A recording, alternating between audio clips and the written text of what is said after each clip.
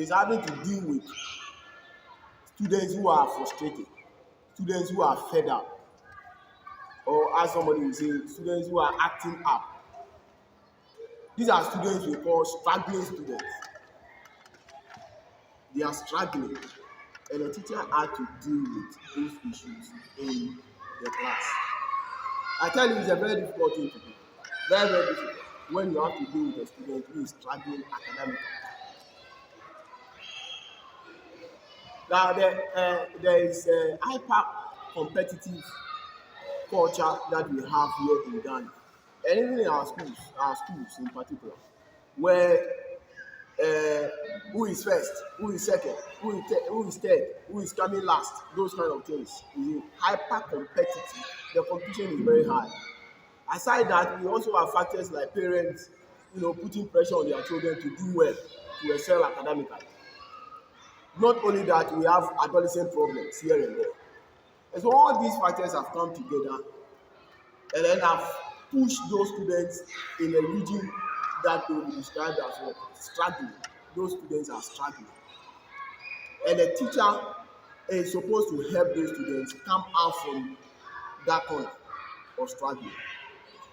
Is that also? A good teacher will do that. And I tell you, it's not easy.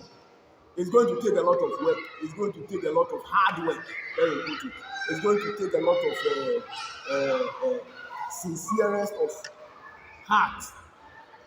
Having to deal with a student who is struggling, it's not easy to do. A teacher would have to, really say in his heart that this student I want to help.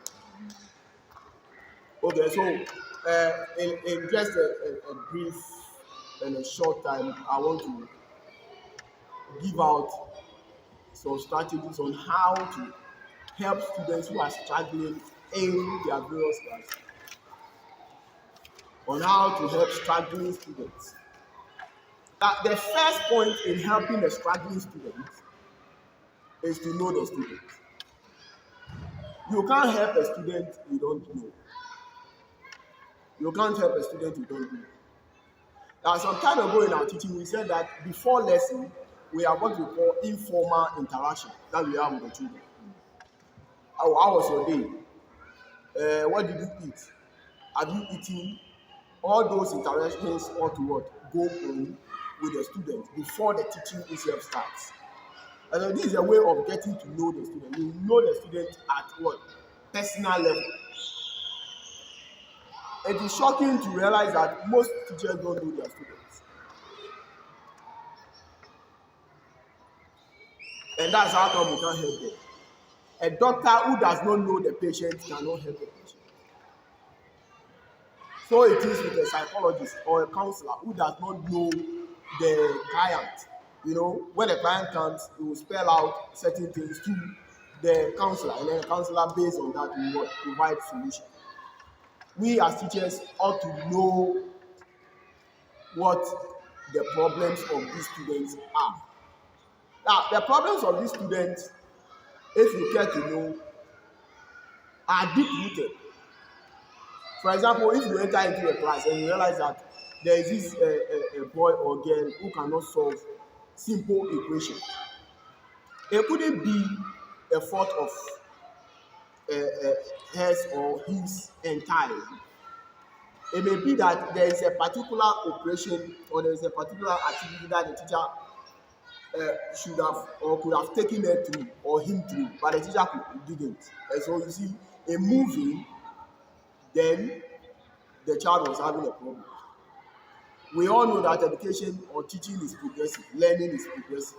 So that if I have to solve a fraction, 2/3 plus 4/5, then I should know at the basic level 1 plus 1, 2 plus 2, 3 plus. But if it happens that I don't know those things, and then all of a sudden I enter into a class where we are dealing with fraction, and then the fraction is put before me, how then do I solve? So you see, most of these students who are struggling have been put in those places because the teacher in the preceding class failed to do a particular work. And so we shouldn't see it as the entire fault of the children. You see, and the problem is deep rooted. Now, if it happens that in a class that you are, a child is not associating with people, the child has become antisocial, then you should know that this child is having an emotional and then social problem. They can't interact with people. Is that also? But deeply rooted, that's what we are seeing on the surface. But deeply rooted, there are problems. It could be family problems that is making the child not to associate with people. It could be stress that is not making him to what? Associate with people. Is that not so? It could be, I mean, different things that the child, because of that, is not able to associate with others. Now, you, the teacher, should know, identify all these things so you'll be able to help the child.